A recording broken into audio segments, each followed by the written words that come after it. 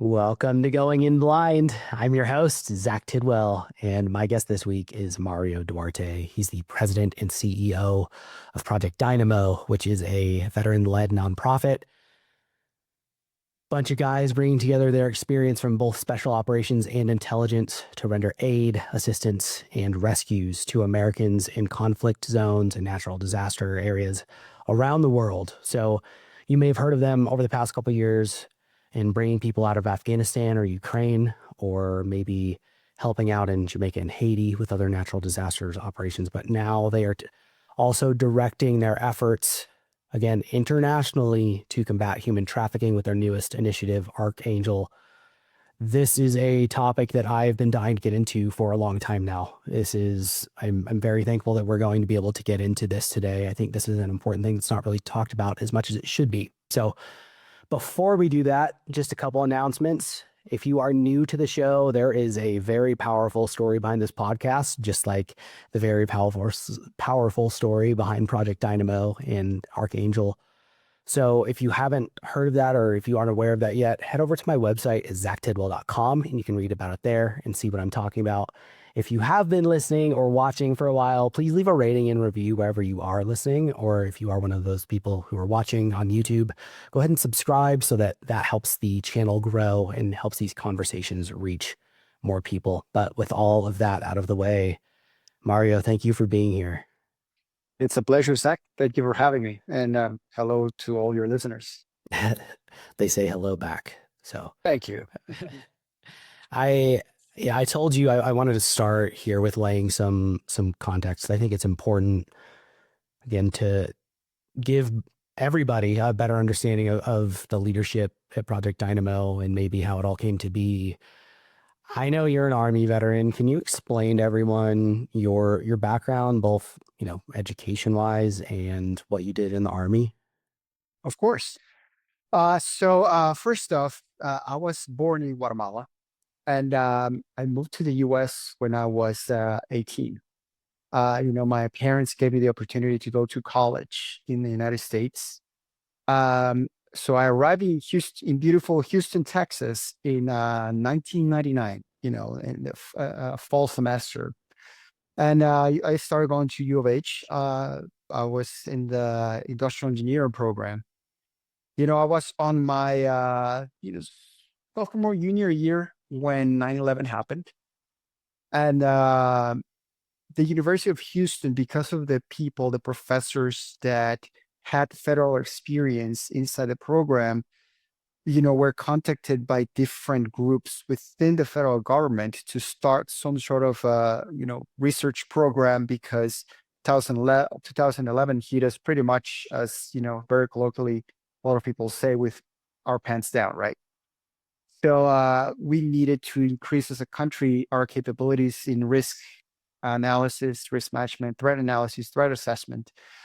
And as a student, I started working with a specific group doing research. One thing led to another, and after several years of working with different researchers out of different military branches and groups, and what eventually came to be the Department of Homeland Security, I actually obtained my U.S. citizenship because of the stuff that I was already doing for the federal government. Uh, I started working for Parsons as an intelligence and national security consultant. We did several things in different parts of the world. Um, I finished my undergrad in 2006. I got the Engineers Week named me one of the top industrial engineers in the nation. I kept working in that.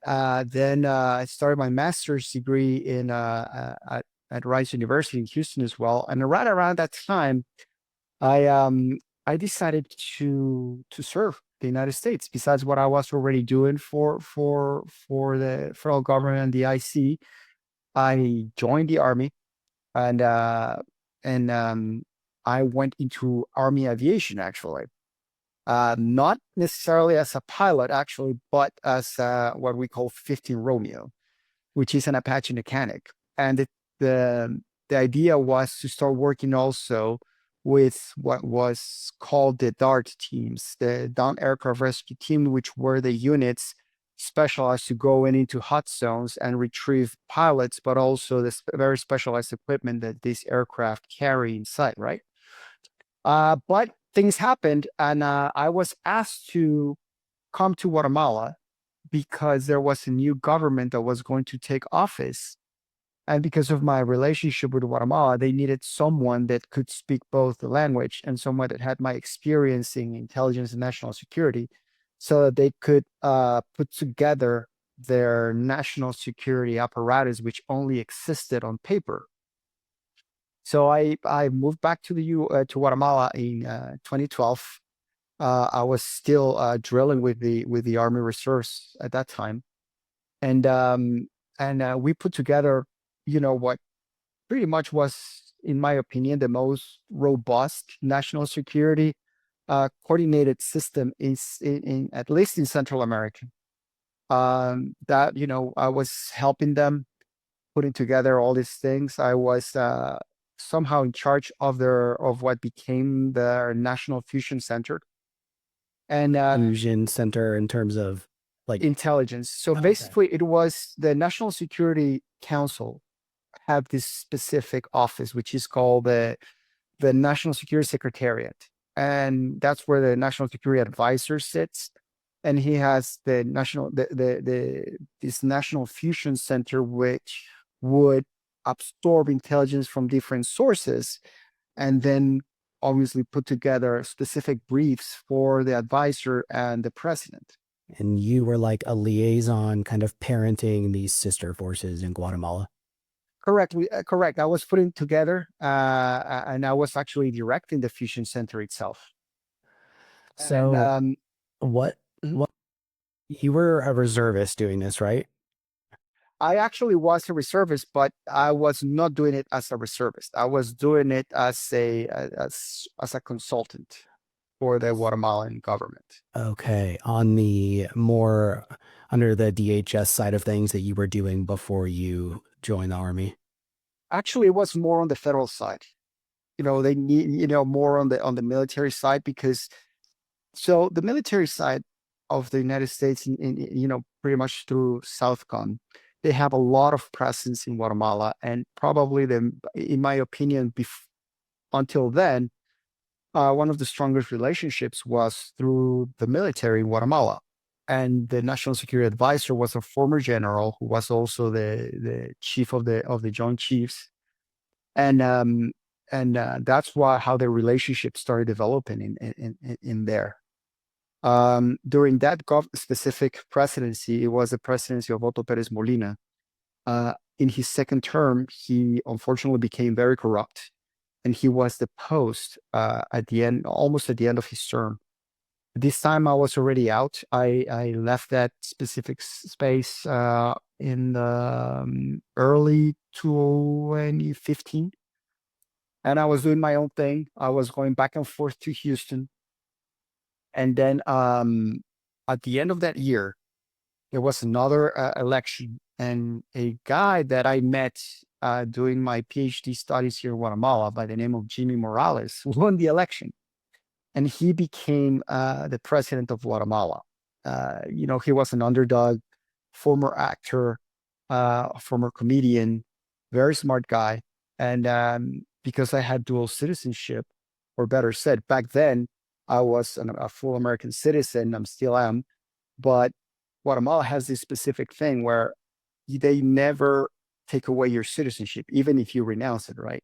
So he asked me to become his chief of national intelligence, which is the secretary of strategic intelligence, which directly reports to the president. In our terms, it's the equivalent of the OTNI, with Office of Director of National Intelligence, and the CIA put together in one single agency. And I obviously had to fly to Houston and Washington D.C. to ask for authorization, and they approved me working with the Guatemalan government and take my Guatemalan citizenship back to be able to serve as the Secretary of Intelligence. So there are those wild.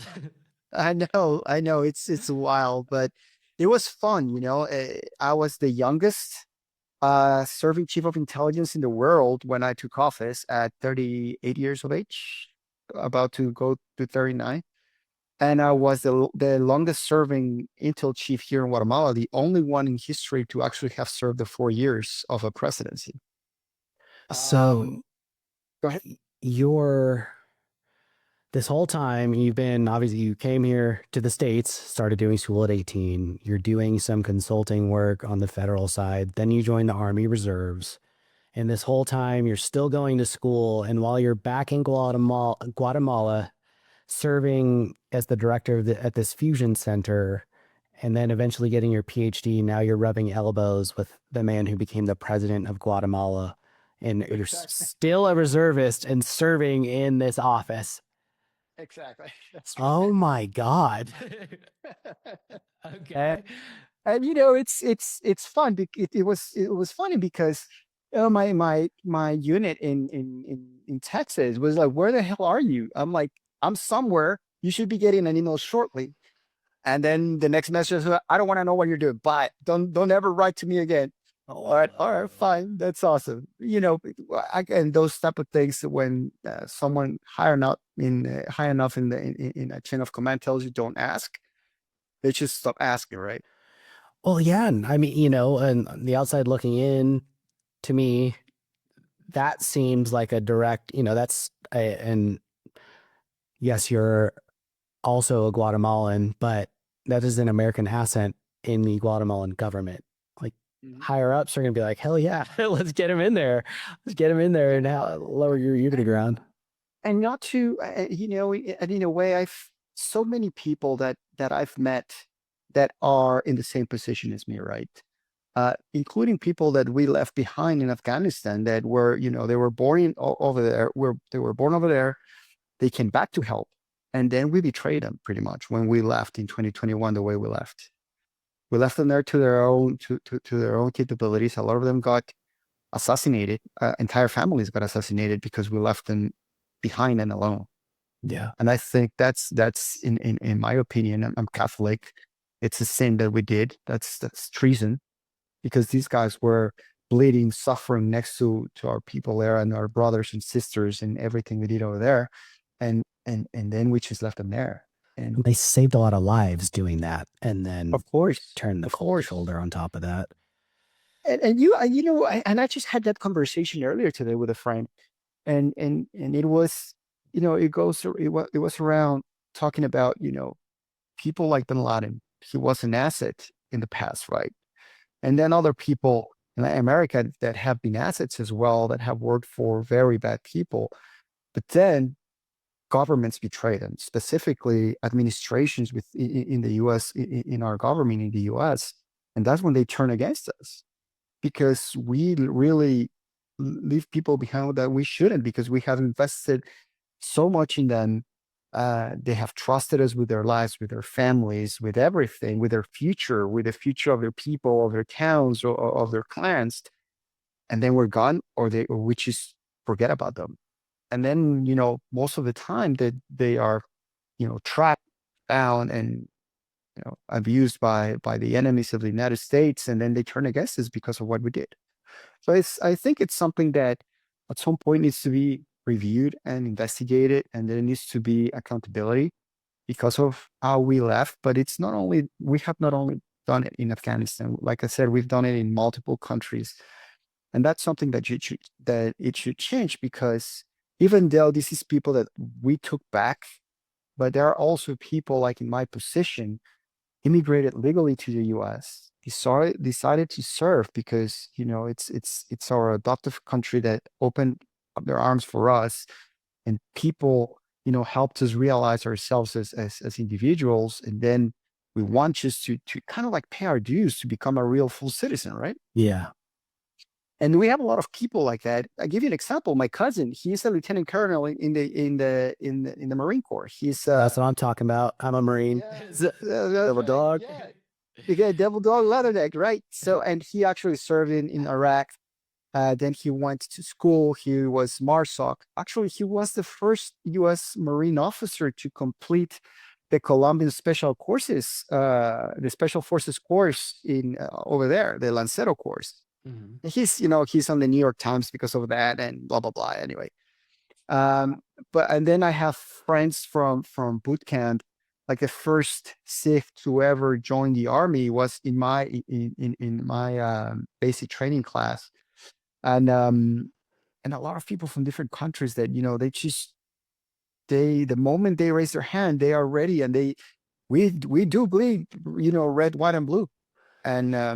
and just about opportunities, and proving that we can do things all over the world without compromising our allegiance to the United States.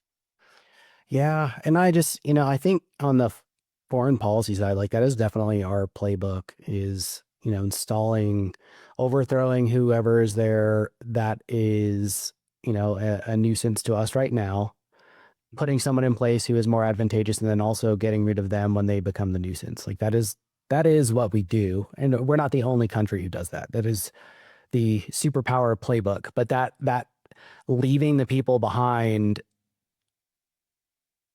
like we have is a blind side in that foreign policy, in that playbook for whatever reason. I don't, it's easy for me to sit and heckle at it from here, not knowing all of the behind the scenes nuances that are going on and behind it. But there hasn't been any good explanation for the pullout of Afghanistan. None. There hasn't been any sort of justification for the way that we left those people there to die horrendous deaths. Like it's not you're just being assassinated. It's you're probably watching your family get raped and then beheaded and whatever else, whatever Exactly, whatever those exactly. people decide to do to you to instill terror to continue to oppress the population there. And here's the worst part of it all. A lot of those kids and women that got chopped off by the Taliban uh, did have blue passports. They were also dual nationals, and we allowed it to happen. But it's not the only place. How about Benghazi? I'm pretty sure he's also a fellow Marine of yours, Oz, the famous Oz. He's the guy that survived, one of the guys that survived Benghazi. Yeah. He's Yeah, he's with you guys now with Archangel. exactly. So he's on our advisory board, and he's the chairman of our Archangel program. And same thing, same thing. Something that still we're still waiting for answers because our people were left behind. And the worst part of it all is that with a lot of capabilities ready to go help, but they didn't arrive. Yeah. And And and that's then I've got some whisperings that another one of his compatriots might be coming on here soon. I want to talk to him about that and get, out of his mouth like what it's like. That's a different ball game, right? Like some people will shuck away the responsibility of, oh, those weren't American citizens that we left in Afghanistan, blah, blah, blah, whatever it is, however accurate or inaccurate that is, I don't agree with it. But when you talk to one of those guys who was in Benghazi, that is an American citizen. That is someone who is serving like directly under that is someone working for the CIA and you just left them there to die. Like it's and get for what political purposes, right? uh-huh. Yeah. It's it's twisted, man. And I think that's a beauty of the openness, assuming depending on where you get your information from. Obviously, there's algorithms dictating everything, but like Mhm. podcasts outside of being on like YouTube, on other platforms are easier to find. There's not something like YouTube is horrible about they try and get people to self-filter, right? They'll Mhm. mark your channel for different things and talking about certain things or flag content that they don't want talked about or that's not PC. And like some of the, Spotify, Apple Podcast doesn't seem to do that in the same way. But like having those more open formats where if you are more intentional about where you get your information from, that this kind of stuff, these discussions do make it out there. No, That's how you absolutely. drive change. And even when people do research, right? I mean, right now it's we cannot deny that probably 100% of people do their basic research using ChatGPT or some sort of AI tool, right? And if you engage into a deep conversation with those tools and you ask them, why are you flagging this way? And when you compare it to, let's say, another person, let's put it like this: if you grab someone from the international left and someone from the international conservative movement, and you ask the tool to give you specific information, it will deny you damaging information against leftists. And if you ask the tool, you can get to the bottom of it. And it's because of the actual sources they consider trustful, including Wikipedia, which we know is a propaganda tool of the CCP, of the Chinese Communist Party. And still, most of them consider it a good source of information. And then you start digging more and you ask for a list, and you will see all these different, pretty much blogs of the woke movement. And that's what these AI tools are considering trustful information. So again, I mean, it's almost like a self-censoring mechanism that they have installed in those tools. And then, and you're right, podcasts, and at the end, it becomes almost sort of a citizen journalist effort, because we know that legacy media is censoring a lot of comment, a lot of opinion, but also a lot of information, because people like you, people like me, we have lived so many things that it's not necessarily national newsworthy, but definitely it's worth for the people to know that this has happened, and that we need to demand accountability from our authorities. Yeah, and in the case of like Mark's circumstance, hearing it from the source, where it's not, nothing's been taken out of context, nothing is being shrouded in some provocative headline that kind of mis for presents some form of misdirection and other thing. It's just getting outside of that typical, I think, specifically the monetary pipeline that backs traditional media, outside of whatever other kind of powers there be. At the end of the day, there's a lot of money going into that, and that does play a lot of the roles. And I think with the large language models, we'll start to see that in a more overt way as they start getting this thing turned, or these things turn into more of a replacement for the traditional like Google search engine, where they start bringing in advertisers if there aren't already some behind the scenes where it starts becoming. Most, it's, I think it might happen, and it's going to be dangerous again, because it's going to be someone's truth that they're going to be pushing in front of you, right? They're not going to allow you to actually do your own assessment of the information you get and you decide what truth is. No, it's going to be pushed to you. Yeah, you're an intelligence guy. Can you expand more on what you said about Wikipedia? Yes. So Wikipedia is it's a propaganda tool of the Chinese Communist Party, and by extension of the globalist leftist movement internationally. You will see that it is actually curated by specific groups and very powerful editors that can actually decide what the right and proper information is. A lot of whom Uh, are entirely anonymous, but have that high power of being like the final say.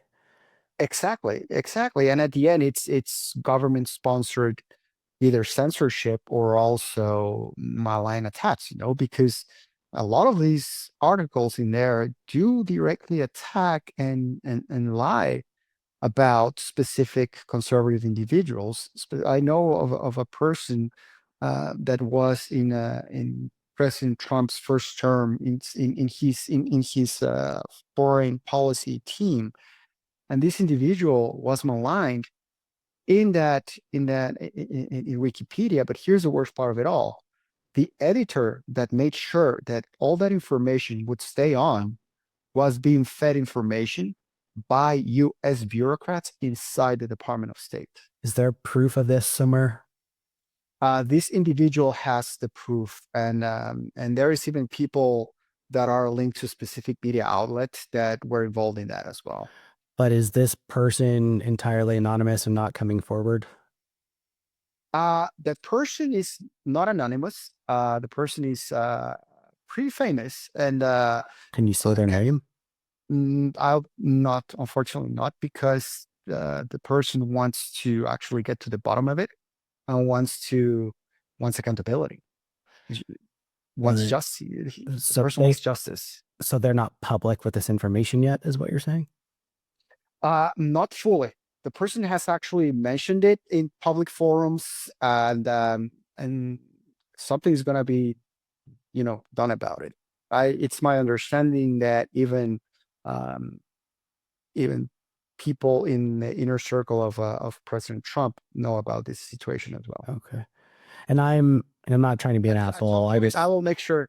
I'll make sure that you know if this individual wants to come and be on your podcast, I'll definitely make the connection. okay. Yeah, and if they when they do go public, just if you could, I know that's a lot. You got a lot going on, but if you can remember to tell me, because these, I'm not trying to be an asshole, but like the allegations like this, when there's no proof yet, where we is, yes, it's kind of something to like put on the back burner, but it just doesn't carry the same weight if someone's not coming out behind it, you know? Of Um, course, and again, I think it has to do with the actions the individual wants to take, legal actions, okay. because of what was done, especially of the attacks, the personal attack, the lies, what they said, the leaks that happened, Mhm. how specific things made it to Wikipedia that had not made it to other places, right? And again, leaked through email messages that were grabbed from within State Department. Mm, yeah, I'm very curious to hear it when it comes out because I mean For that sure. happens, and it's both parties do this undermining. I'm sure there's Of some course. horrendous, terrifying things going on that none of us ever hear about that are kept out of the media, just subversion wise between the two. It really, Agree. again, there's a disgusting amount of money behind it all, both personally for a lot of these politicians, but also their lobbyists. But um, No, actually that's one of the things that I teach. Actually, I need information in the sense of, yeah. So let me put it like this: I have always said that um, intelligence and journalism are sister careers, right? Because we do is almost the same thing. We collect information, we analyze it, we process it, and then we come up with a product that serves the needs of our customer. In this case, it could be the president, it could be secretary of war, it could be someone specifically, or it could be the public when it's a journalist, right? yeah, So there is, just like in war and in law enforcement, we have this, the use of force continuum. There is a continuum in the use of information as well, because you have, on one side, you have, malinformation all the way through regular information or good information to misinformation, right? And it's all about the intentionality of the use. When misinformation is when you have wrong information and you just spread it out because this, let's put it like this, you don't know better and you just do it.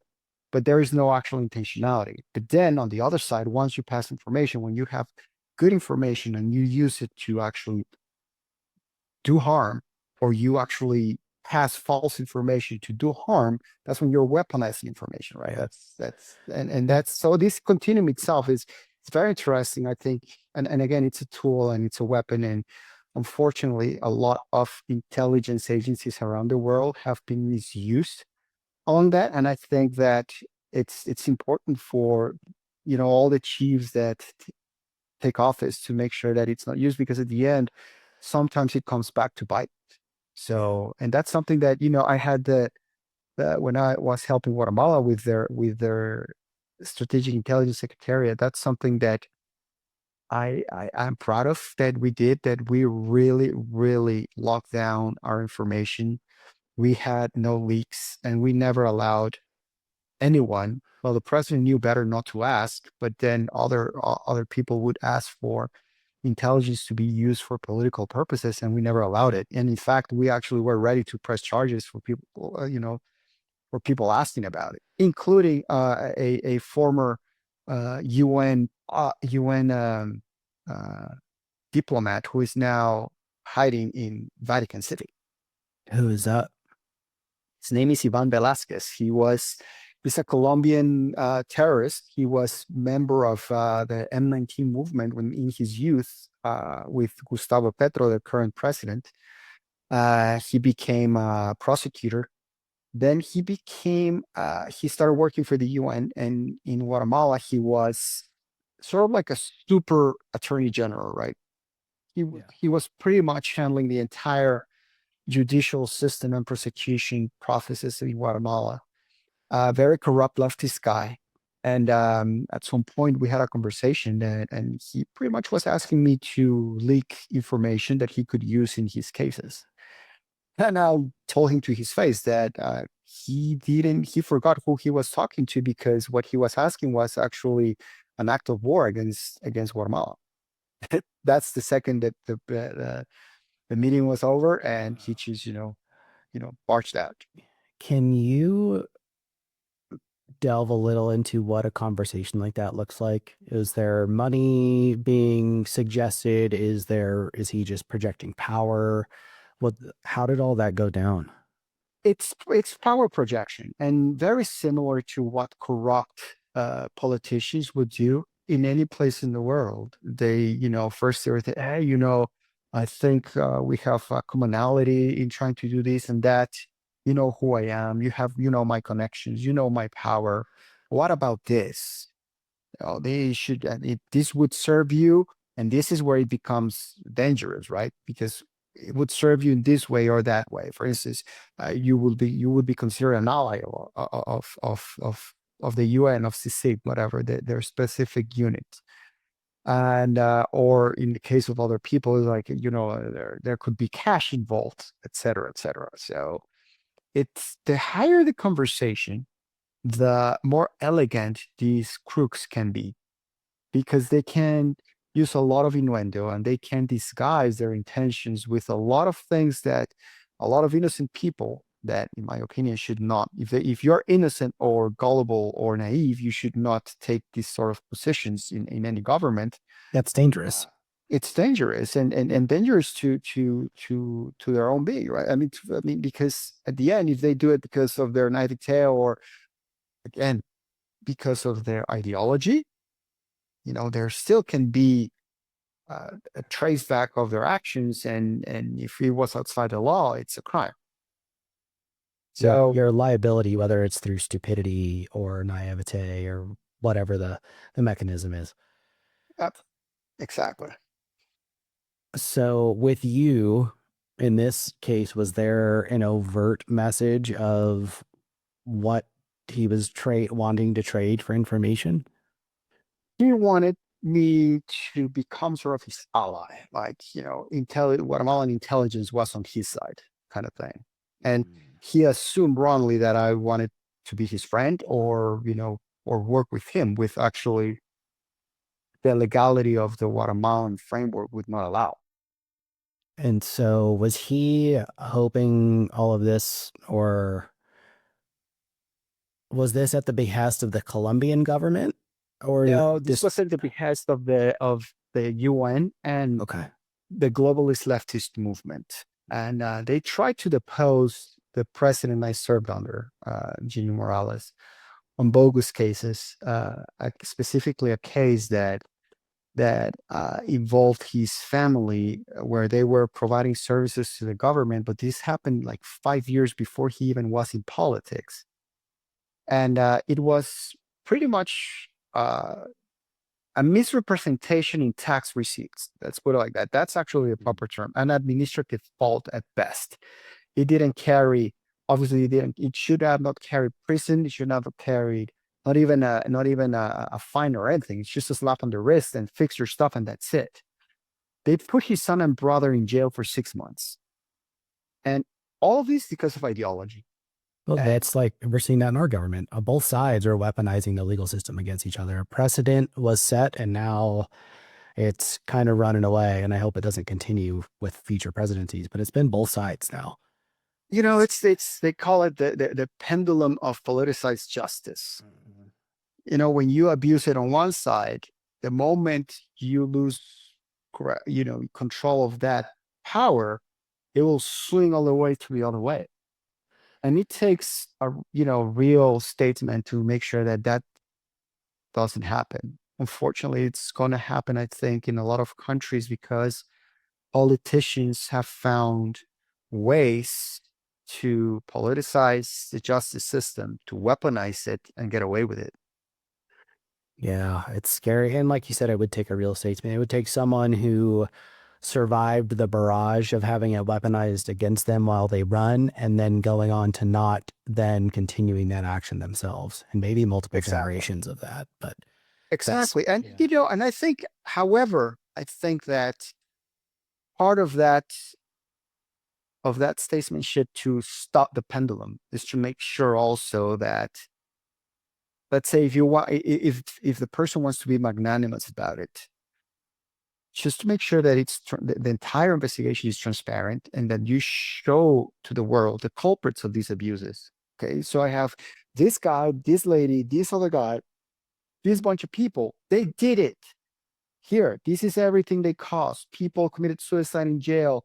People lost their livelihoods. People lost their kids.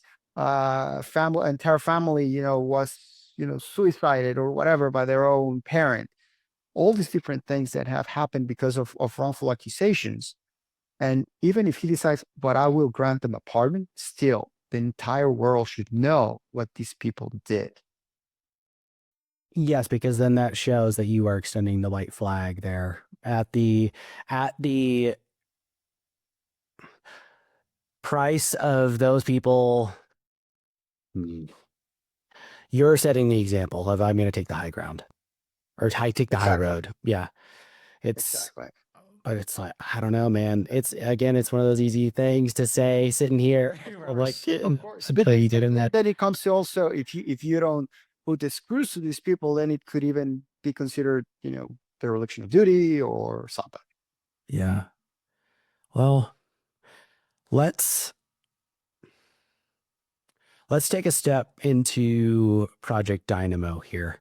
Okay. I know we started talking on Afghanistan. Pullout was mentioned along the way, but I know that's you guys basically spun up in response to the Afghanistan pullout and what was going on there. So how I gave people a little my brief overview of Project Dynamo, but can you actually lay out what the real story is there and what you Of guys were course. doing?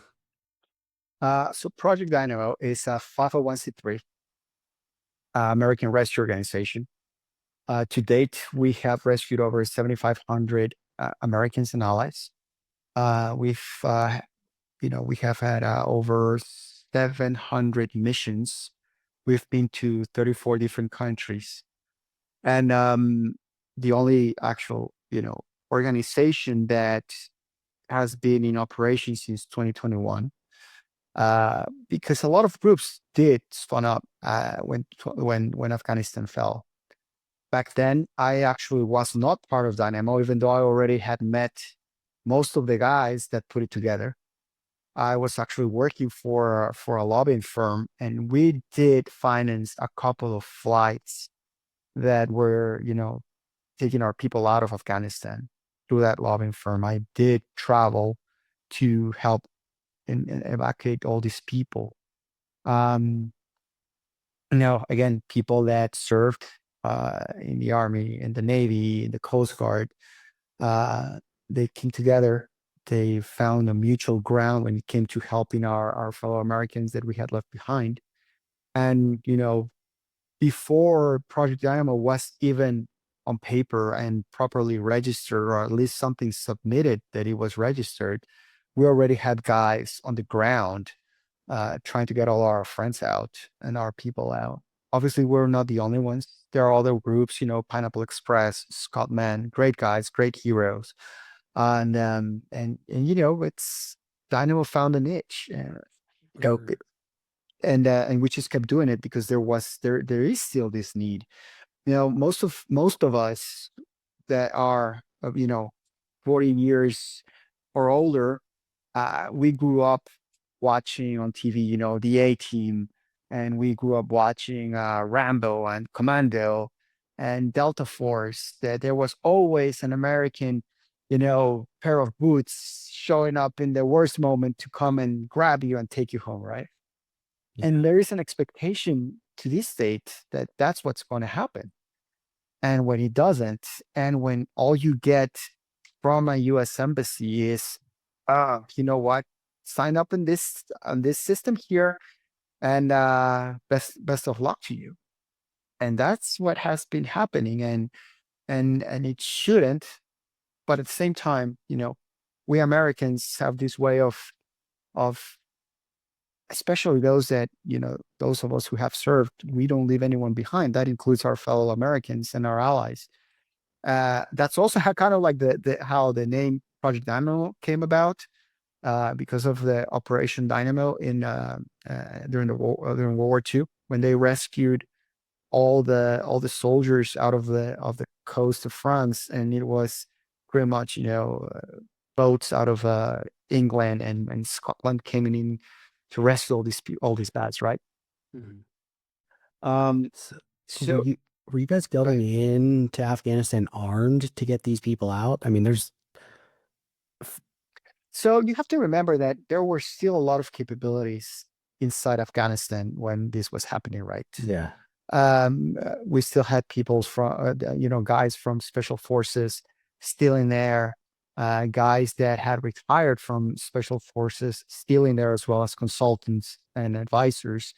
So all those capabilities, weapons and access to assets and vehicles or whatever was still in place.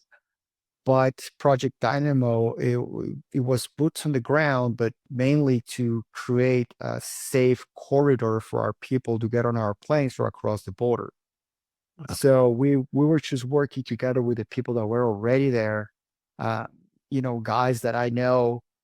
One of actually my chief planning officer, Mike Eisman. He's a former special forces. He's a long tabber, one of those rarities and very, very special guys that, he's 18 Echo and 18 Delta, which apparently is very, rare, Mhm. both medic and comms guy. And he had all these different friends, both, dual nationals and Afghans that were willing to help. And that's how the network was put together. All, other people inside our organization as well that helped, people that have already left the organization as well. I'm not going to take merit away from them as well. Okay. They were very, very, courageous and honorable in helping our people. And Was it kinetic?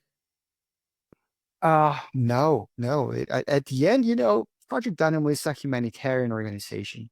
We save lives, Yeah. and even if it means going into hot zones or denied areas with nothing but our, cell phones, radios, uh, our passport, and our wits, which is really where, special forces training and intelligence training and experience comes in handy. Because, I've in every country we go into, we end up talking to, ministers or deputy ministers or vice presidents or directors of national whatever, right? That has happened in every single country we've gone to, and it's because we first of our experience, our uh, the connections we have developed throughout the world.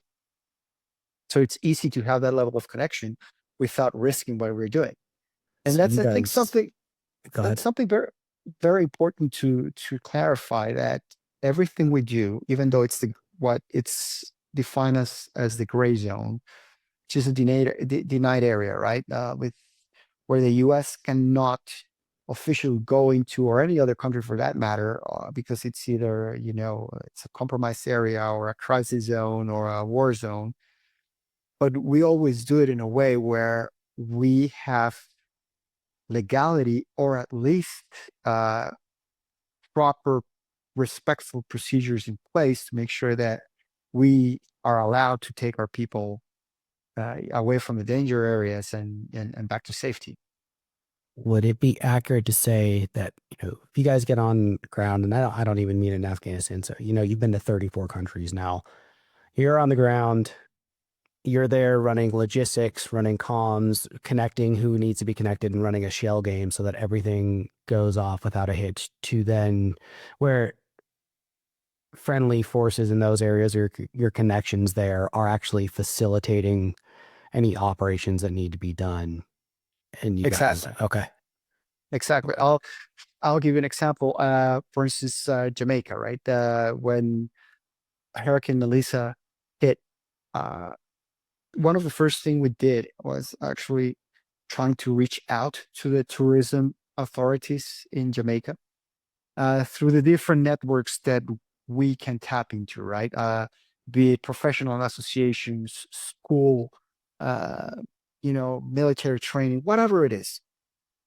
And So we got connected to a lot of the tourism uh, heavyweights in Jamaica, and that's how we actually pretty much found a lot of good information. We gathered all this intelligence, and we were the first aircraft to land in Montego Bay right after the hurricane. We say I say this as a joke, but we ran over probably 20 crabs on the runway and the tarmac, put things. But again, and when we landed and we just taxied to this specific area of the Mobay airport, people come out and it's like, what the hell are you guys doing in here? Did you just not see what just happened? Can you see the clouds out there and the rain and everything? And the first thing we said, yeah, we're here to help. Here, we've got water, we have food.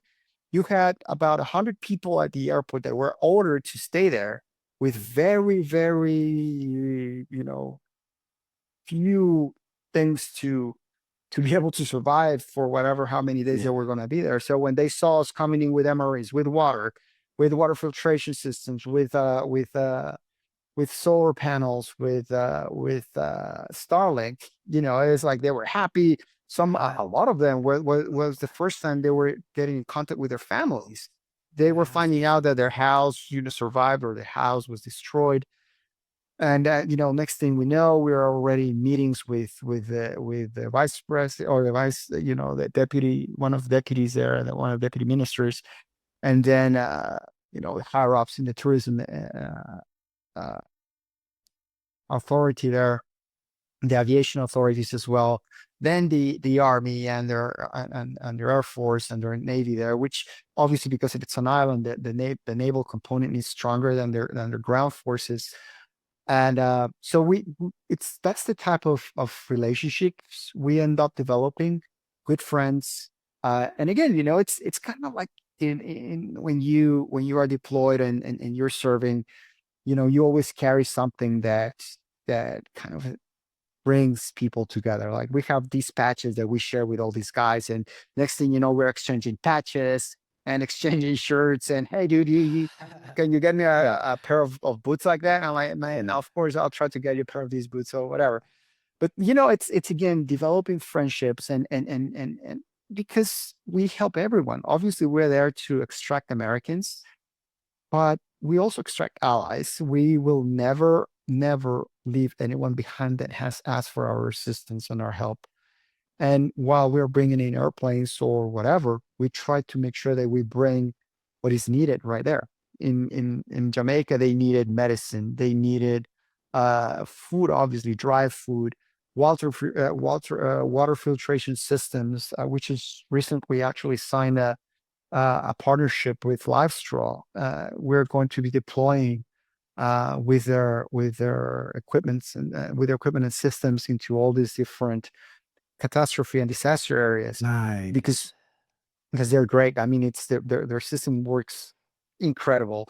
Not only the personal straws themselves, but they have like these cooler sized systems that you can plug it into a running water hose or whatever, and on the other side you get purified water, and it's not just purify still water. It's drinkable water with minerals and water that people can use to sustain themselves, right? That And is so cool. yeah, and then we installed, I think it was almost 10 in Jamaica, a couple of schools, a couple of hospitals or whatever was left of them. Also a couple of hotels that were functioning as shelters. And man, I mean, it's just people and an American uh technology that they send us to help all these other people, right? And then while we were there, all these people we brought out, older people that had medical conditions. We had an excellent medic from the teams there, from the SEAL teams. Um, I cannot give his name, but I'll give Call sign. his, his call sign Smooch. Smooch, if you Mm, listen to your Smooch. awesome Smooch. It's the awesome story about how I was him about. Gonna say I need to hear that. Yeah, it's kind of like what I heard is that it's kind of like the Top Gun Maverick thing, Mhm. smooching with the commander's daughter kind of thing. That's funny. Yeah. No, anyway, dude, he saved lives. He saved the life of a couple of babies because these were babies that had been without proper food. Or better said, that their mothers had not been with proper food for almost a week now, severely dehydrated, so they could not breastfeed them, right? So we Yeah. had to do all these things, and so we're helping them. Anyway, and that's just an example. Specific, Jamaica and Haiti, good relationships in there. We have rescued several humanitarian workers and missionaries out of there, and we have received incredible assistance from the Dominican government. Yeah. The guys over there are just awesome when it comes to help Americans. Let me interrupt you here on this. Mhm. So how are you, just in one example, how are you reaching out to establish these relationships in the first place? So, one of our strengths, I would say, is pretty much the connections that our entire team has developed throughout the years. That includes the members of our advisory board. I'll give you an example. Two of or better said, former members of our advisory board are now working for the Trump administration.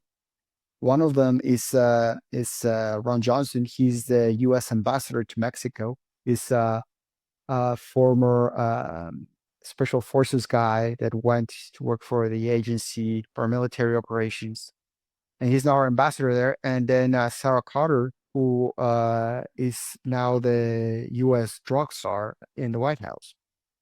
So having those type of people there, plus other members, has allowed us to build all these connections throughout the world. Uh, in my case, having been the Intel chief, I still have access to former chiefs and current chiefs in all of the countries in Latin America.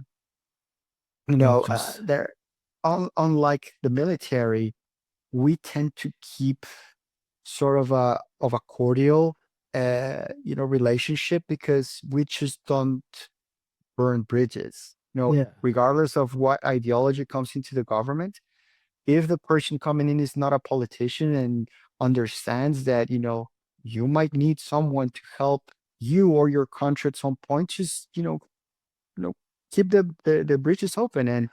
And we have all these people and access and people that have gone to school with friends of ours or people that actually are married to people that we know. That has happened a lot in Israel. It happened to us in Jordan, and again, it's just we find a way to connect to every country we have operated. That's been that almost network within the intelligence community is something do you know who Sarah Adams is? Yes, I Yeah, know who she is. she came on my radar, I don't know, a year and a half ago, maybe. And I followed her. And anytime I see her in an interview, I listen to it because she's sharing some very, very important information. But and hearing her get brought up at all these other like random podcast guests that I hear on other shows, because being blind, I listen to a lot of podcasts and a lot of books. Like I hear her coming up all the time. I'm like, how do all these people know each other? And it'll be from, 15 years ago. And they didn't cross paths forever, but it seems very similar, even if it wasn't someone who was in the military. Obviously the military camaraderie, and if you see someone that you haven't seen in 10 years, you pick right back up where you left off. But that kind of persists even on the civilian intelligence side has been it seems kind of unique to me. Mhm. No, and again, it's all about the respect, right? And a lot of people, especially bureaucrats, are going to say that, oh, how come, former intelligence officers still stay in touch with others? Well, because we are not enemies. And, these type of friendships have helped us stop a lot of bad things, coming towards the US. So why would I burn a bridge without a need? I'd rather have a friend than an enemy. It's just people, when you come into a position where you understand that you are serving a bigger purpose, which is the protection and security of your country and your people, you become very objective and even deliberate in finding connections and friends and people that you can tap into to get something that you need. And I'm not talking about developing assets per se, but actual real connections. Yeah.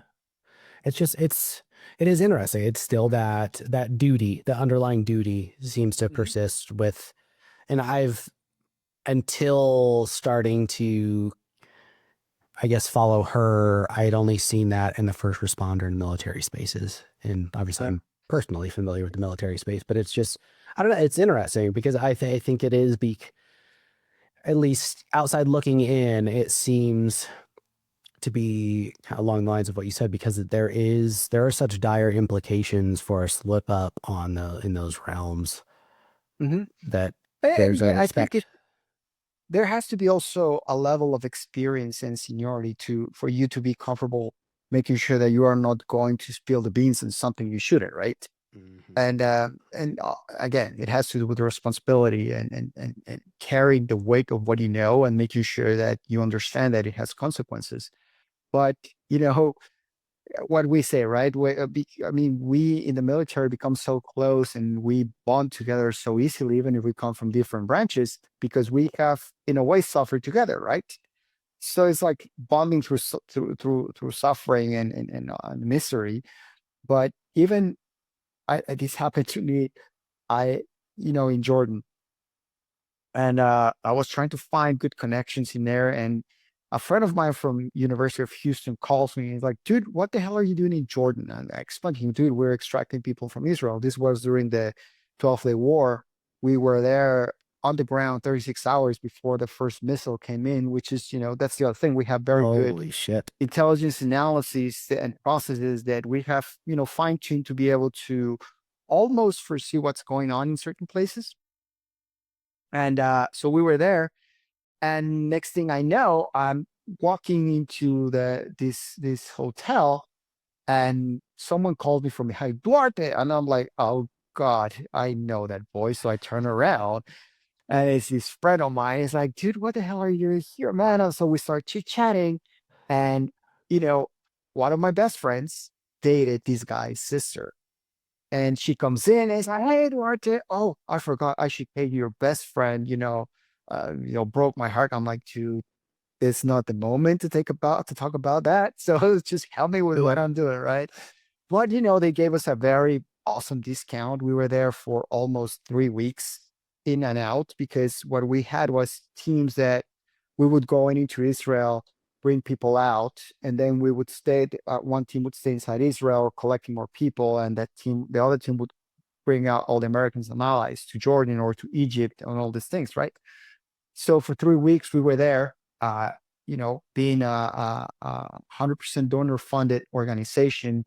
When we find ways to save money, helps us a lot and allows us to carry on these operations. So all these discounts, and again, you know, it serves good to have good friends in different places, because suddenly you find all these discounts, or people sending you all these different things, or people willing to pay for an aircraft, or for avgas, or for trucks, or whatever. And it's just, it still amazes me to this day that the United States at the individual level is still the country that helps the most, both inside and outside. We are the biggest donor base in the entire world, the United States, and you will not see this type of what would be the proper word of commitment to your fellow citizens, other than in the U.S. Well, and I think we forget that because it's not portrayed either. The conventional media is portraying very different undertones of American culture than is what I think it really magnifies the loud minorities on both sides. And obviously any other sort of divisive events that happen get spun again, always from both sides. I'm not singling anyone out, but like it's the underpinnings of the America that everyone loves and that draws people here from all over the world is still there. And that's important to remember. And so I'm glad you've Absolutely. been able to highlight that. When No, go ahead. think about it. Even though all the hate and internal hate, or all these efforts to separate us, I'm gonna put it in terms of liberals and conservatives, but still the middle ground, like in the statistical belt, right? You have the extremes, but most of the people are somewhere in the center of the entire political spectrum. But we're still, God-fearing, flag-loving Americans, willing to help, willing to assist. And at the end, it's just a matter of making sure that we keep talking to each other. And, I think that we're still the greatest country in the world. And that's one of the reasons why everyone is trying to flee and come to the United States. They're not trying to go to Cuba or North Korea or not even Europe anymore. They want to come to the United States. And you have a bunch of Scots, of Irish people, of Germans, of Brits, French, Italians that, well, not Italians anymore because they have an awesome president now with Meloni over there, but Spaniards that they just want to be in the US or another place because, what's happening over there with, in matters of politics and liberties is really, really damaging. But then you Slipping. see it's slipping and fast. And then they try to push a counter narrative accusing the United States of exactly what they are doing. But still, the US is Yeah. still, in my opinion, the most, you know, the freest country there is. Yeah, I agree. I mean, that's the reputation still stands. It totally does. Absolutely. What Absolutely. when you guys like when you were over in Jordan, you're getting funneling people through all these different countries to get them out of Israel. What is the tempo like for you guys? I mean, are you pretty much running on fumes for those 3 weeks that you're there? I a lot of people, and especially my friends, not all well, at Project Dynamo, my teams and my guys, we pretty much operate the same, right? You forget to eat. You are, like you said, running on fumes and caffeine and nicotine at some point, and you, just because you forget that you have to eat, that you have to sustain yourself, but at the same time, it's because we know what we're doing. It's important, but also because we're having fun. It's fun to save people in a way because carrying an elderly. I'll give you an example. We rescued this lady, Jewish American. She's from New York, and we had to, you know, go up 5 stories and bring her down with all her medical stuff and equipment, and carrying her like her micro refrigerator, because he had to carry specific medicine cold for herself. And through the entire bus trip, she was schooling me on pronunciation because blah blah blah.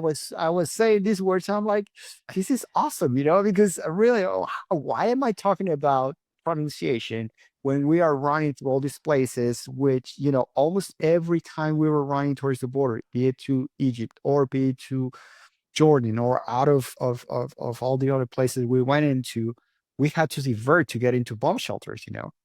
Jeez. So while we're doing all that and we're monitoring ourselves and we're in contact with our command and control team, wherever they might be at that specific moment, so you are running on all this, all these different emotions, keeping your humanity intact because you want to help and you want to make sure that all these people who are panicking, who are leaving a lot of things behind, or that they're just going home because they assume they were going to probably you know have a very very bad ending in their lives. You have to also almost work as a psychologist with them. I'm keeping them in high spirits just to make sure they don't crash on the when they are in the, for instance, in the bus, right? Because you still need them to be alert in case you have to, Yeah. you know, to step out and run to a bomb shelter, or then when you cross the border. Even though we had a great relationship with the Jordanians and they helped us a lot, also with the Egyptians and some Syrians and the Lebanese. There is not a single country that didn't help us. We had some bad situations. Was at some point in Egypt, a guy put what looked like a mini Uzi to my chest, but because there was a confusion with a lot of people pushing through the crossing and everything. But then he apologized, and then when we went to the hotel, he delivered some fruit. I mean, he was doing his job. It was not because he was being an asshole or anything. He was just, he thought something was happening, and this guy looks weird. He doesn't look Yeah. Middle Eastern, so probably he's like my mom said, you must be at fault here. So Doesn't make it less sketchy though. If he's got, it's other countries like that are notorious. You see videos of this horrible, muzzle and trigger discipline. Like if he gets a little squirrely and pulled the trigger, like that's it. Oh God, I'll tell you that. Still, I would rather be in that situation, in that place, in certain places in Latin America that I tell you, my fellow Latin Americans do not have trigger discipline. Most people don't. I mean, Not no. Well, it's when you, I mean, I say that I haven't seen in almost 7 years, but like I guess I fell into the loophole of, yeah, you see the horror videos of people doing dumb shit on the range or oh, in the streets, whatever. But it's oh just, um, it's just, what is that like being over there? And because, on top of you're hurting these people out of this situation, you're having to stop at these bomb shelters and because, obviously there's risks of rockets coming in. That's why you're having to do this. You're getting a call from somebody or the sirens are going off, and you've got to be that calm presence for these people to what is that like in those especially chaotic moments of all of that? it's surreal, but you have to learn to feed off of the the people on the ground. Why what am I trying to say? For instance, all these people in Israel, all these friendships that we have developed through the past 4 years, and former Intel people. I met the Intel chiefs when I was Intel chief myself. I'm still in contact with a lot of um, people on the ground over there that we just met. Reservists that work at the places that we were where we were staying or whatever, that are commanders of specific units or this or that, and you start reading them and you just absorb their ways and how they read the situation, right? Yeah. And so when okay, this is just another alarm going off. So as the Romans, pretty much, right? I'm not Yeah. gonna overreact or anything, unless we are carrying people. In that case, we just are extremely, you know, conscious about it. And even though we might say, you know what, according to this, and it's funny because when we are traveling, we have our laptops, our tablets, our phones on, and we're tracking, whatever is going on, and we see the alert, the alarms going off, the alerts, and we pull up the maps and we just see where things are going to land. But still, we have an obligation to the people we're helping. So we, even if it's not in the same region or it wasn't in the same region, we would divert to the closest bomb shelter, right? And people would see us, driving in and walking off and going into the bunker, and they were like, "Why are you guys coming in here? Because the bombs are all the way over there, like 50 kilometers away from here." Still, it doesn't matter. We're still going to do it because it's the right thing to do, because their lives are in our hands pretty much at this point, right? Yeah. And and again, it's just a matter of understanding where you're at. I'll give you something that when my experience in dealing with these types of situations started, uh, when you remember the hurricanes that hit the Gulf Coast back in 2005 and 2006, Rita and Katrina, right? Mhm. And I was the airport emergency operations manager at the Houston Emergency Center when Katrina hit New Orleans. And so we stood up because everyone assumed that after New Orleans, it was going to destroy Houston, right? Uh, Almost all of the city evacuated. And my friends, my family left. Well, in this case, my uncle and my cousins, they went up north. And my parents were in Guatemala, and with my siblings, it's like, what are you going to do? I'm going to stay because I'm working. Okay, just be safe. But there is nothing we can tell you because we know how you are. And but one of my mentors back then, Mark Mancuso and Greg Cunningham, great guys. Um, we were, in the upper floor, actually on the terrace of the Houston Emergency Center, and you could see the huge wall all the way on the east, right? What was the cloud system of Katrina, and the silence around it was eerie, and you just could hear certain noises, specific noises of an empty city, and and you start I mean, I started learning how to carry this eerie sensation of danger, of what can happen. And then all these people trusting you to make sure you don't lose your shit in the middle of all this, right? Yeah. And it was in Israel that I felt it again. I mean, I've felt in different places, but in Israel, it was like 3 a.m.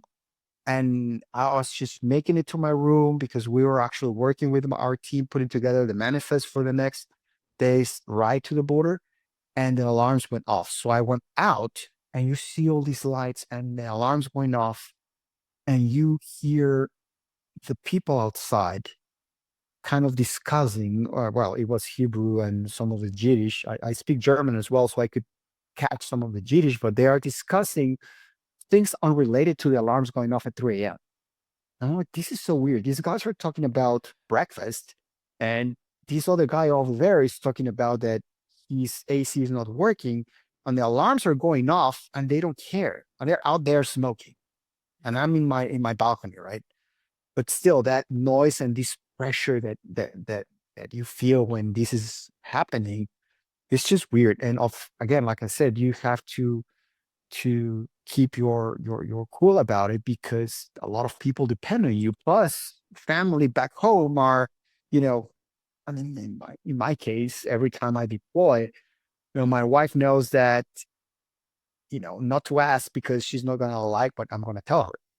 Yeah. Like for some reason, she was assuming that when the Israel mission was happening, I was gonna stay probably in Egypt or in Jordan. And when I called her from Tel Aviv, she was like, I should have known you were gonna be there. All right, we look awesome, mate. To you, I love you. Bye. Yeah. Same It's thing in Jamaica. I was deep in toxic mud, climbing through all these areas, trying to reach these people that needed a medical assistance. And I am talking to her with the set phone. And it's like, what is that squishing sound? Oh, I'm just climbing through toxic mud. And it's like, oh God, make sure you clean yourself proper and throw all that stuff away before you come home. I'm like, all right, bye. That's where that saying of "it's better to ask for forgiveness than ask for permission" came from. Yeah, That's yeah, exactly where it exactly. came from. In her case, is more, I better not ask. Yeah, it's and I think what you said about those gentlemen in Israel is so important. It's just like human, I guess not even important, just but a reminder, like people are so freaking adaptable. Like that was their baseline. They're like, this is we live in a war zone now. Like this, it is what it is. You want to go get a cigarette? Yeah. But And you know what? At the same time, there are sometimes they get triggered by things that other people would not consider it weird, right? Like I'll give you an a specific example. We were actually having coffee with some friends from the IDF and from their intelligence service. We're just discussing different things and sharing stories. And this lady walks in with a very very thick sweater on, and the group of it was what, five Israelis and three of us Americans. The five Israelis pretty much went for their guns immediately. And I'm like, I know why they did it from, basically from training, but other people around us, because we were in a cafe with where other expats were and whatever, they didn't understand what's going on. The person, obviously, it's Tel Aviv, 4 p.m. It's hot in around July or whatever. And why is she walking in with a sweater into yeah, this she's got to be cafe? hiding. Yeah. Exactly. And the thing is at the end, the story was that first off, even though she didn't look Israeli, she was Israeli, and she was coming from the beach and she had nothing underneath the sweater. And well, that was the only thing she had in the car to, stop and come down and get coffee. Yeah. But still, I mean, they're in a hyper vigilant state. And you have to be in an environment like that. You have You to. have to watch for that. That is Mhm. anything outside of the baseline. But And that's one of the reasons why a lot of these cultures get a bad rep, and why are they such dicks? No, they are not. They're just hyper vigilant. Same thing in certain countries and towns in Latin America. I mean, you get accustomed to, be looking for, the gangbanger or the narco guy or the narco related money launderer who's coming to spend a lot of money with a lot of weird ladies around him. So again, it's not that you become, well, in a way, you are actually, you know, profiling people, but it's for a reason, right? And go it's to the not South because Side. you're just racist at all. It's just you're being careful about it. Yeah, I'm sure it's the same kind of shit in the South Side of Chicago or anywhere that you go where these people are in Absolutely. an environment that requires them to be at this state of ready to fight to the death at some point. Someone's going to pull a gun or whatever. It's just, I mean, that is a combat zone in the middle of the United States. It's Oh just, that's God. how people respond You to know, it. I keep saying this, but it's funny that you have all these bureaucrats at the UN, even in during the past administrations from State Department, pointing their fingers at all these countries because they cannot run their security apparatuses, and you have over 17 homicides per 100,000 inhabitants. And my response was always, dude, do you know what's the homicide rate in Chicago or in Baltimore or in LA? It's way higher than 17. So mind yourself when you are, talking about this type of stuff, because we are the United States and we're trying to humiliate these people because of that, when really we have worse situations than that. Yeah, but people, it's not something that's going to bring in a bunch of funding to run on, so they don't focus on it. But Yeah, and I don't I want to stay on this thread, but I have to make sure that in about 30 minutes we're wrapped up. So I want to start to direct this down another direction to make sure that we can cover Archangel. Are you cool with that? absolutely. Yeah, man. All right. So we've kind of covered how you guys conduct yourselves operationally and what role you guys play in terms of making, orchestrating, facilitating, and kind of making sure that things run smoothly and that people are getting home, even though, a lot of that is partnerships. Mhm. You guys just brought Oz on board with Archangel, which seems like a huge step to bring a man like that in to be kind of at the helm. What what necessitated you guys stepping into this? Can you maybe lay some groundwork for just how big of a problem this is? This briefly came up in a recent episode that I did with Brian Townsend, was a career DEA agent, and he saw Mhm. this side of human trafficking specifically down working in Texas near Corpus Christi along the border. Even though he was Yep. a DEA agent, like deaths from human trafficking was their biggest turnover that was going on, just like at a really incessant rate, to where they had a duty officer that was scheduled for basically 24-hour periods, and they anytime every two bodies that you came across that meant you had to move on to the next duty officer, even if you'd only been on your shift for 2 hours. Mhm. He said they would sometimes get days and weeks ahead of schedule on that duty. Like that is how fast it was turning over. And that was just at one section of the border. So this seemed like this is in a very different realm. You guys are focused on American citizens, I would Mhm. imagine, who have been taken out of the country or who have been abducted outside of the country. How big of a problem is all of this? I let me tell you the story of how we came or how we decided to start working in counter human trafficking. When I was in Guatemala, uh, we were running a counter narcotics operation in a small town here called Antigua. The Guatemalan teams were doing all the heavy lifting. You know, on the American side, we were just providing intelligence, coordination, the C2 component of it, but we still were there. And we were tracking this group that was selling high quality cocaine to the different clubs and the different hotels in the city. And so the teams there found how it was being distributed and everything. So they were tailing, unfortunately, the Americans and the Europeans that were buying cocaine.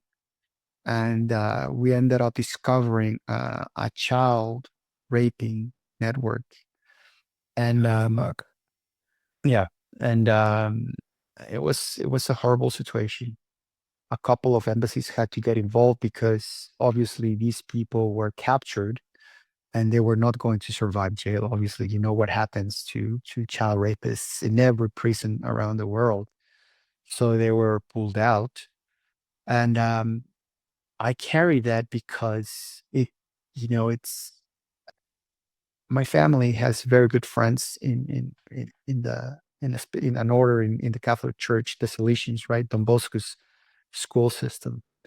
And Father Santucci, Hugo Santucci, he's or used to be the head of the entire Salesian school system around the world. And I was talking to him about this, and he told me, listen, you have to understand that rape is akin to murdering someone, but you are murdering their soul. There should be not no human forgiveness for these animals that do this type of stuff. And seeing that, and you see all these people and all these children, and you see that their innocence has been assassinated from within.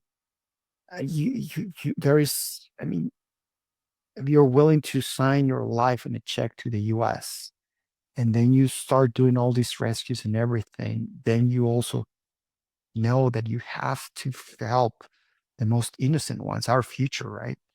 Mm. So I mean, because of what was I was doing in Latin America, we had direct access to a lot of the of intelligence of all these funnels of children coming into the United States, and this is going to hit hard. But the United States is the largest consumer of child porn and child sex trade, and again, and it's it's something that I think says a lot about what's going on inside our country. Well, that's The the question abuse. of where so many of those children that were separated from their families went when Mhm. the borders were open, and where'd all the kids go? Well, that's the thing, right? And kudos to Tom Homan Um, Tom Homan, kudos to him for what he has done. Um, he he's found a lot of these kids, but it's not only about finding them. In my opinion, there needs to be an investigation about how is it that these kids came in. I'll give you a specific example, and we were working on this also with Sarah Carter before she joined the administration. That a lot of these kids that came in had instructions and they had paperwork to a place where they were going to be taken by the US government once they were kind of like, I mean, they would grab them, they would put them in some sort of of holding place, and then they would deliver them to a family member. And a lot of these places were bars, some of them were restaurants, some of them were spa centers, spa service centers, whatever, and spa salons, and it's impossible for, if you're a good person, not to understand what's going on. I mean, What instructions were these? Were instructions by the American government about where they were supposedly meeting family members and then they were taken to these places? so basically what it is that these kids would, have some sort of paper on them, like, I'm going to the US and I have family at this address. Yes. And then the US government would take hold of the kids. After they would process them, they would take them to this address that they brought in with instructions where to deliver them, right? And in some points, they were also sort of, kind of like foster places. Again, foster places in bars. I mean, how come you don't have, as a bureaucrat in the United States government, the the objectivity, to say it nicely, not to assess where you're taking these children? Can you not see what's in front of you? That tells a lot about the people we have in those systems, and that needs to be fixed, but it needs to be investigated as well, because it didn't happen once, it happened twice, it happened thousands of times. That suggests to And me there was probably some money of exchanging here. I course, mean, in terms of paying these people off who were doing these deliveries. I'll tell you this, and it's again, it's cliche, but what the infamous Pablo Escobar used to say, right? Plata o plomo, you know, lead or money, whatever you want to accept to do the deed. And I think we as Americans are not aware of the amount of money that these cartels, or black money that these cartels have brought into the United States, that are feeding both criminality but also corruption at the highest levels. And we in Project Dynamo through Archangel, we modified and updated our request for rescue system.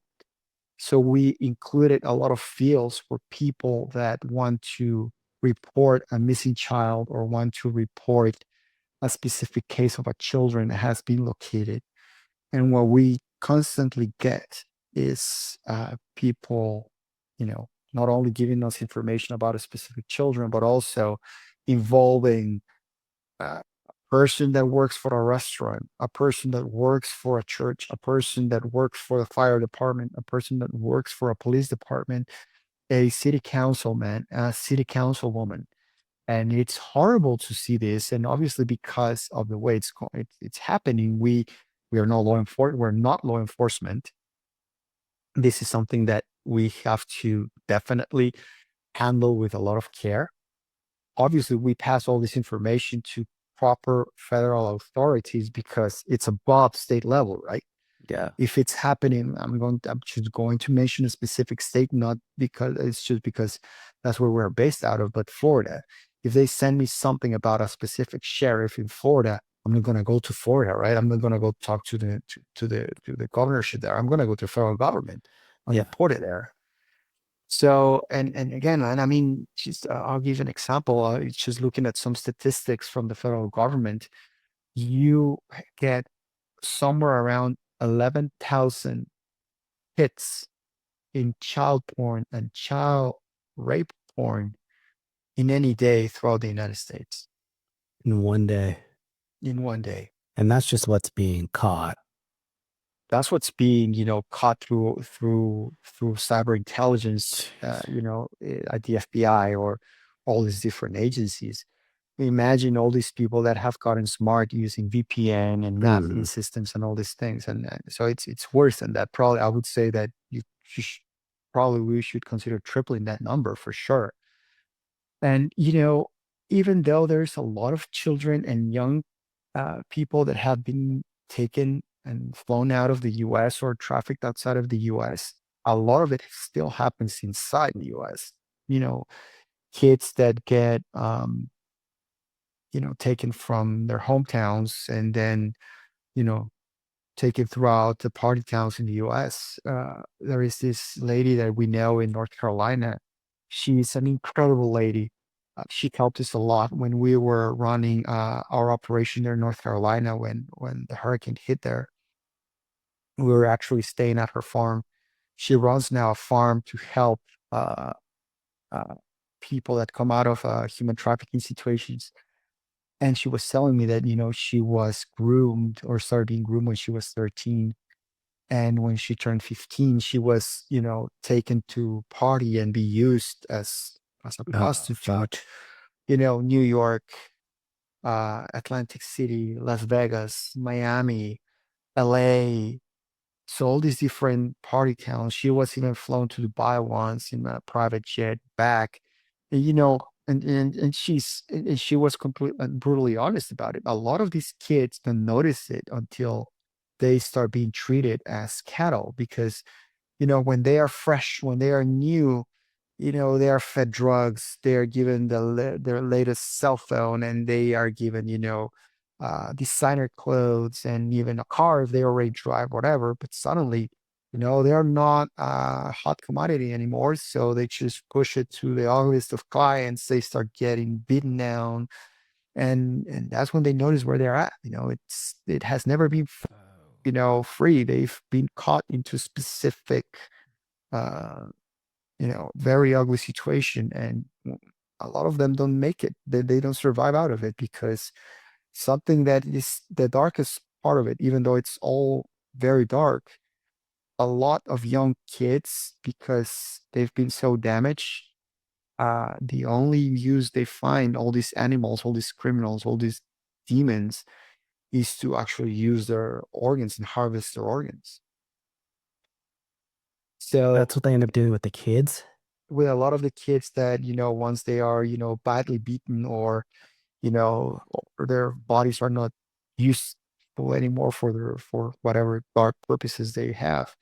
We ran some studies and statistics from different official sources, but also from different NGOs that do all this. But you know, a lot of, if I remember the number correctly, but about 18% of the kids that never return home is because their organs get harvested. And then another percentage, it's I think three, are used in satanic rituals or some sort of cultist rituals, and they get sacrificed. So these, out there wild theories that people throw out of, you know, pedophile rings harvesting organs and harvesting kids are real.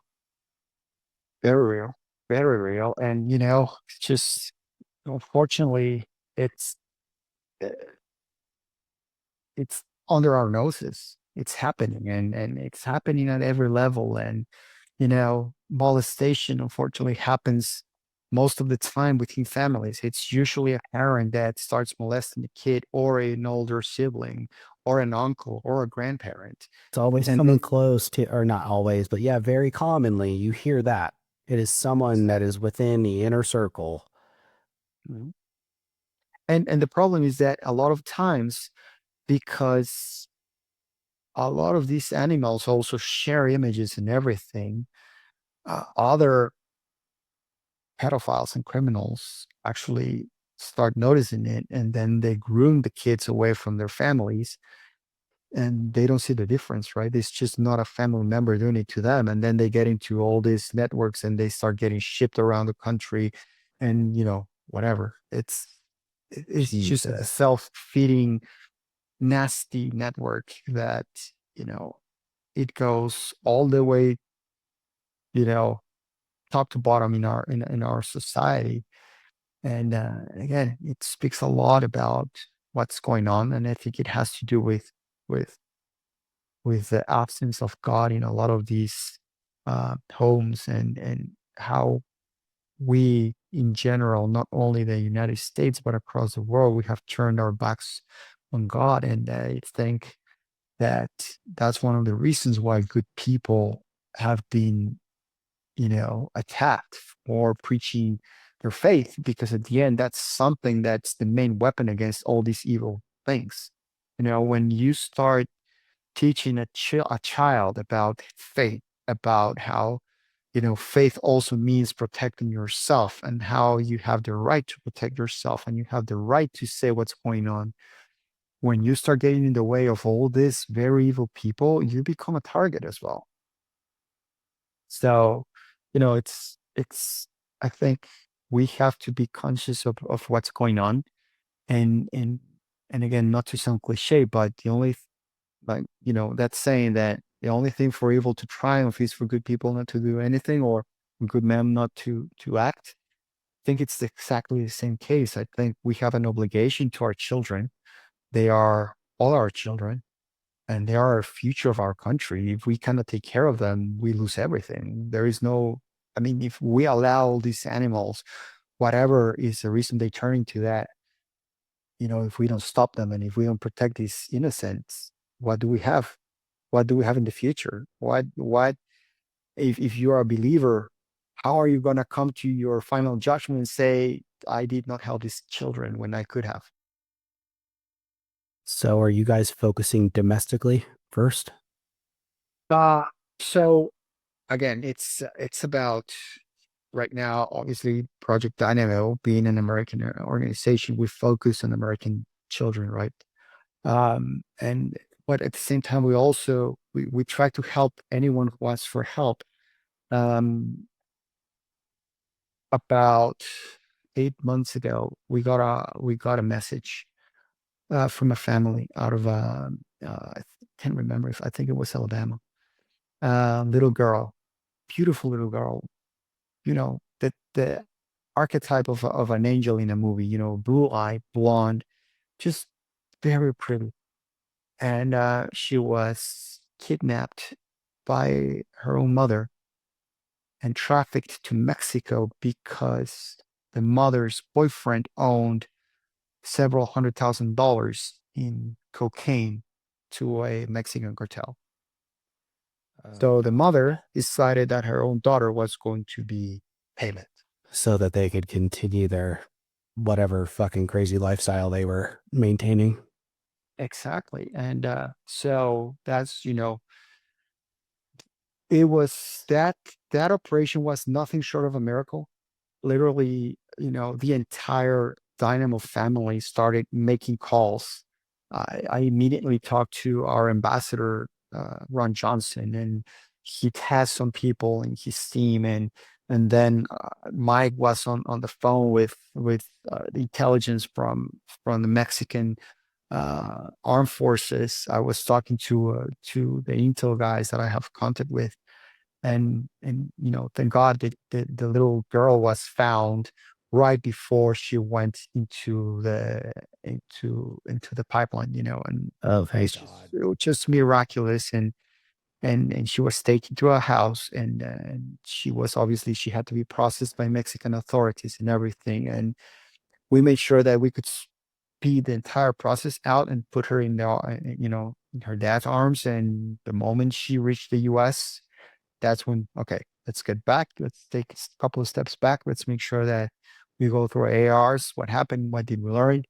What worked? What, you know, what took us too long? And then also, what can we push to other agencies, to other organizations that are willing to, you know, absorb knowledge of what we've done, because we know we're not the only ones doing this, right? But the Yeah. more that decide to act, the better it is for our children. So we'll share whatever we know with everyone willing to help kids. So yeah, Well, and that's that's I've known of people doing this in terms of what the work you guys are doing for basically since probably around the time I started this podcast. I've been doing it for over a year now. I think this is episode 80, 79 or 80. Um, been trying to get people to come on and haven't gotten, you're the first one that I've come on who's been able, who I've been able to connect with and actually make it happen. But I think this needs to be heard because obviously there's knowledge that this stuff is happening, and for some reason, at least publicly, there's not something being done. You would think that if there was something being done, the government would be acknowledging that they are doing something about it. I So think it's a very, very hairy situation because again, like I told you, it touches, every level of our society. It's all from the bottom all the way to the top. And, the issue here is that what are we willing to do to stop it, regardless of who falls? It's and the worst part of it all is that you start seeing all these movements, and that's something that really, really gets. I mean, it really irks you. I mean, in my personal case, it just pisses me off, and I that's something that can make me lose my shit rather easy because you see all these people that, and you just have to look for it online, groups, pressure groups, NGOs trying to normalize all this shit. When they start saying love is love, you can love a child, but it's still love. minor Uh, affected persons, exactly. All that there's, bullshit. And no, asshole, you're a rapist, period. You're just fooling a little child. You are taking advantage of his innocence. He's not a kid, or you are brainwashing her, whatever. You are a human. You are an animal. You just deserve, yeah. in my opinion, throughout the world, anyone who touches a child deserves nothing but a very painful death sentence. Oh, and I wish I could remember this guy's name. I just had a lady on recently who was discussing some of the politicians eroding these child protection laws out in California. It's a gentleman. Fuck, I wish I could remember. He's out of San Francisco, and I think he was a congressman, if I remember right. It was either senator or congressman. I think it was a congressman. Um, but yeah, overtly like there's no really camouflaging what's going on. It's that kind of shit, and he's leading legislature in the direction or in the interest of that. Like what? And again, if you go back to faith and religion, I mean, there is this passage in the Bible, if you dare touch an innocent one, better for you to tie a rock around your neck and throw yourself into the ocean, right? Or somewhere along those lines.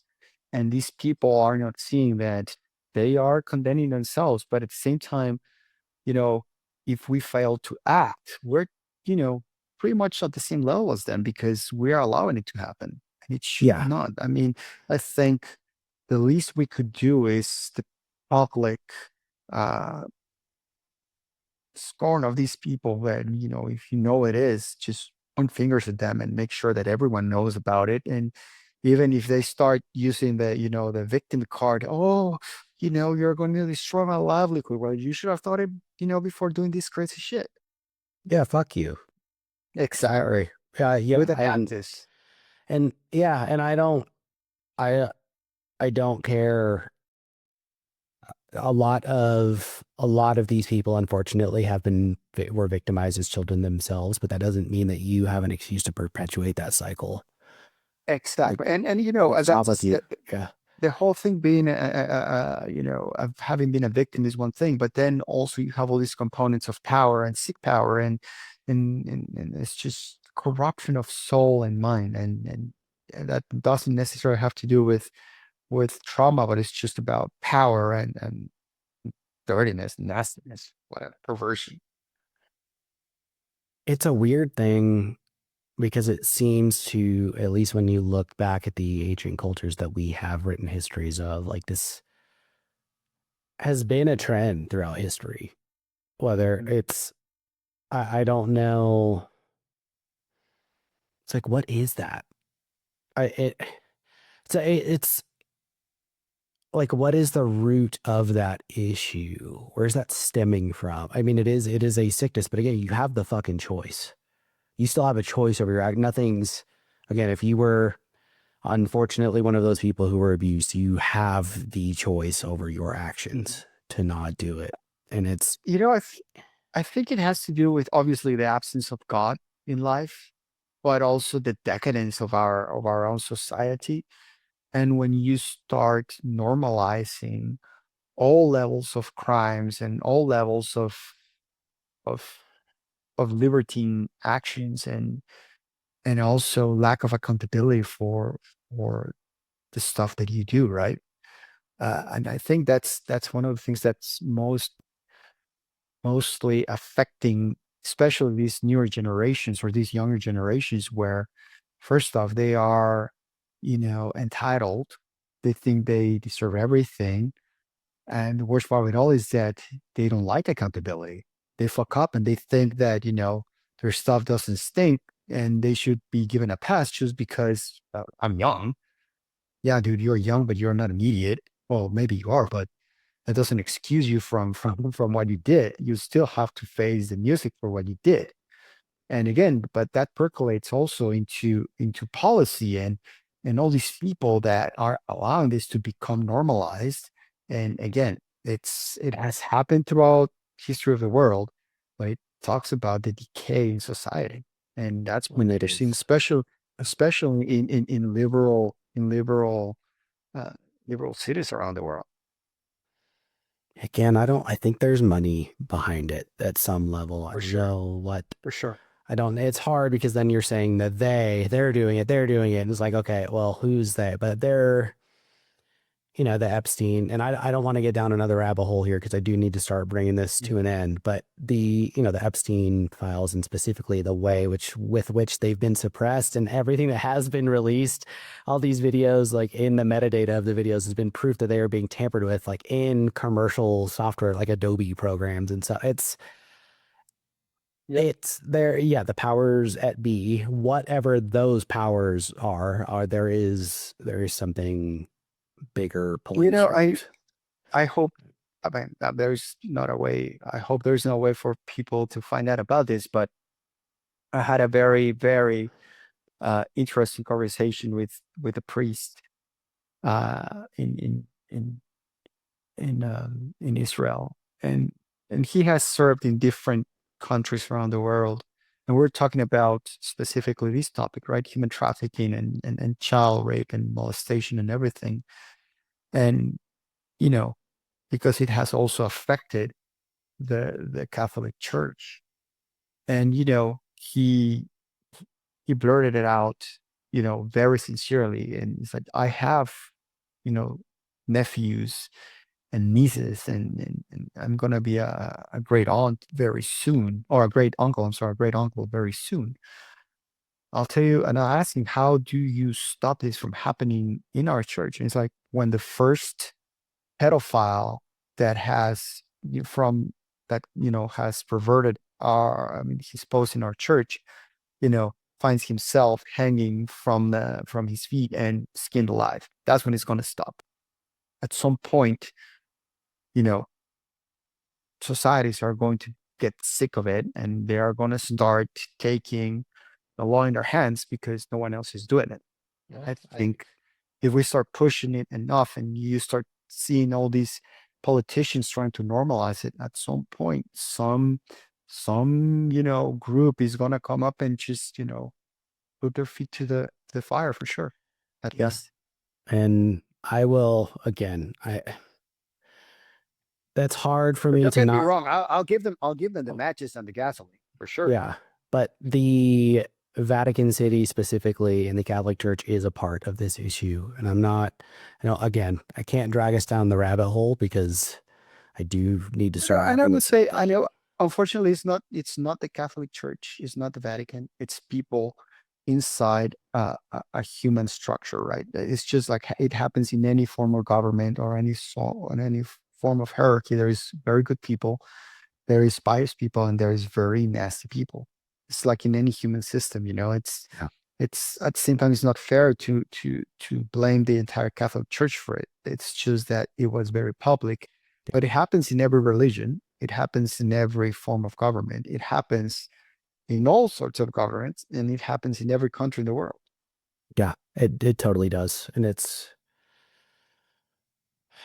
well, you made a great point in terms of we know it's an issue. You know, if you, the way, even if you can't have a direct role in going and exacting that justice, you can point people in the direction, provide information on what you are aware of, you know, you being the listener, the viewer on YouTube. So if someone has information, where can they reach out to you guys?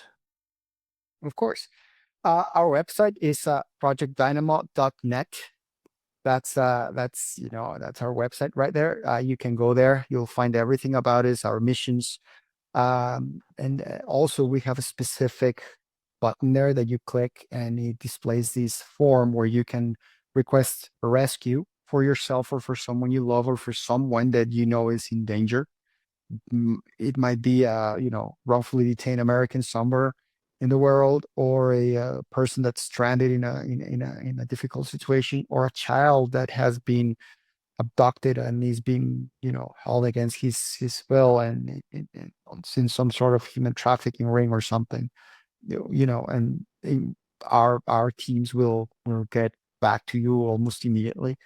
Obviously, we run a few checks because we have also found people that are just trying to test our systems and see how far we're willing to go. And even people trying to set us up like, hey, we have information, I'll give you gigabytes of proof of dirty politicians, but we need to meet here and there, and you need to send me $100 for my bus ticket. I'm like, yeah, right, dude. Yeah. Sure.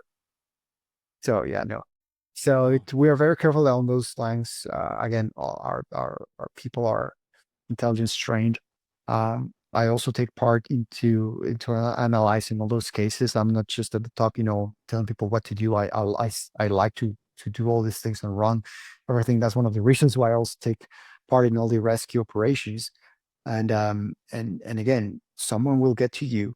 Just make sure that you fill out all the pertinent information and as much information as you can give us, uh, from names, addresses, email addresses, phone numbers, wherever, and will will someone at Project Dynamo will get back to you, and will come and get you out of it.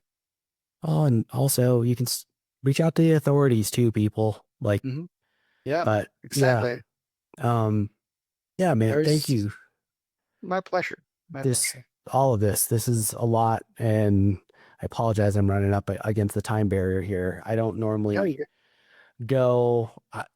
Usually, when I set aside the time, we don't go this long, and then of course today we are going that long. So I know we had the tech issues up front that we No, kind of had to sorry. navigate. No, you're fine, dude. I didn't mean it like that. It just sometimes things go a little unexpected. So I appreciate you for taking the time and what you're doing. This is so important. And again, I was dying to have this conversation. So thank you so much.